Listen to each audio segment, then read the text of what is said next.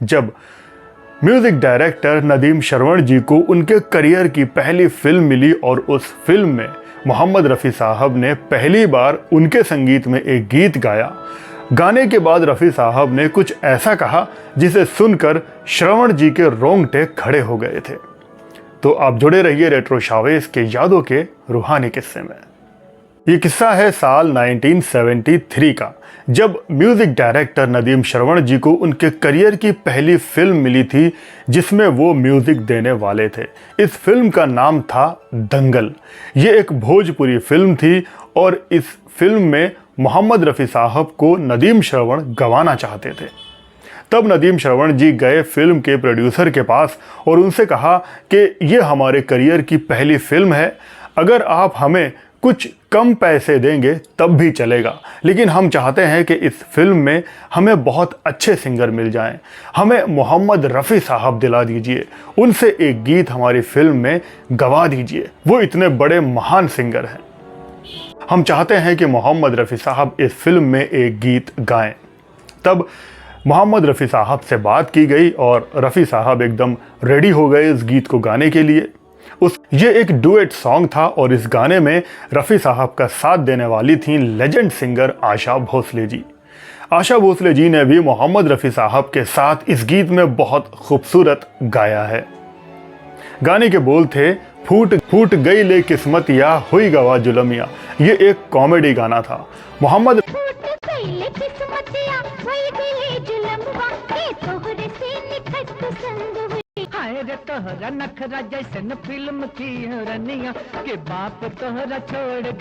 रफ़ी साहब और आशा भोसले जी ने इस गाने की खूब अच्छे से प्रैक्टिस की, रिहर्सल की और उसके बाद इस गीत को रिकॉर्ड कर दिया।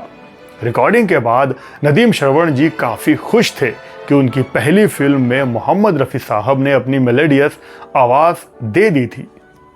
जब मोहम्मद रफ़ी साहब और आशा भोसले जी ने गीत रिकॉर्ड कर दिया, उसके बाद जब मोहम्मद रफ़ी साहब स्टूडियो से बाहर आए तब उन्होंने नदीम श्रवण जी से कहा कि चलो गाना तो रिकॉर्ड हो गया है, अब इस गीत को सुन लेते हैं, गाना आखिर कैसा बना है।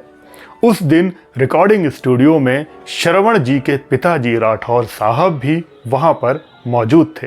वो भी रफ़ी साहब ने श्रवण जी को देखा और उनसे कहा कि और श्रवण जी आप कैसे हैं, सब ठीक है।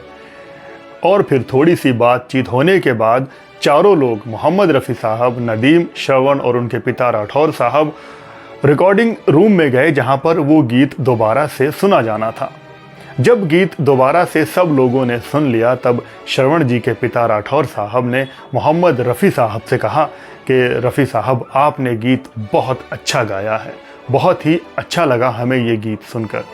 और उसके बाद राठौर साहब ने कहा कि रफ़ी साहब प्लीज़ आपसे रिक्वेस्ट है कि इन दोनों बच्चों का ख्याल रखिएगा, इनका ज़रा ख्याल रखना, क्योंकि हर बाप चाहता है कि उसके बेटे बहुत आगे बढ़ें, बहुत नाम कमाएं। तो ये बात सुनने के बाद मोहम्मद रफ़ी साहब ने कहा कि हाँ जी, क्यों नहीं, ज़रूर ख्याल रखेंगे।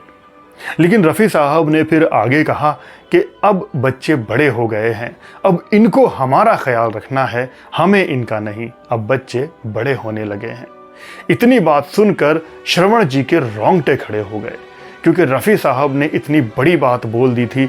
उनके कहने का मतलब यही था कि अब बच्चे बड़े हो गए हैं, कुछ और अच्छा काम करें, मेहनत करें और ऐसी मेहनत करें कि इनके संगीत में हमें भी दोबारा से गाने का मौका मिले। शायद यही मकसद था रफ़ी साहब का कि वो और मेहनत करें, और इसी बात से श्रवण जी के रोंगटे खड़े हो गए थे।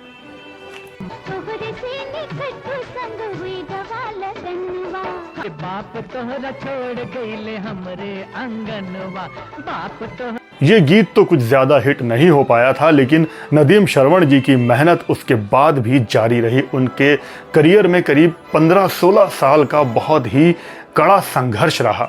उसके बाद उनको मिली थी फिल्म आशिकी, जिसके गीतों ने हर तरफ धूम मचा दी थी, और उसके बाद नदीम श्रवण का करियर एकदम टॉप पर आ गया था।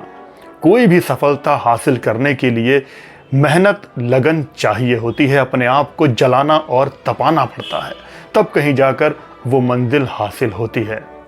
तो ये थी कुछ यादें जो कि आपसे शेयर करनी थी। इस किस्से का जिक्र श्रवण जी ने अपने एक इंटरव्यू में भी किया है। तो अगर बात पसंद आई हो, वीडियो को लाइक शेयर ज़रूर करना, इस चैनल पर नए हो तो सब्सक्राइब भी करना, बेल आइकन को दबाकर ऑल पे क्लिक ज़रूर कर देना।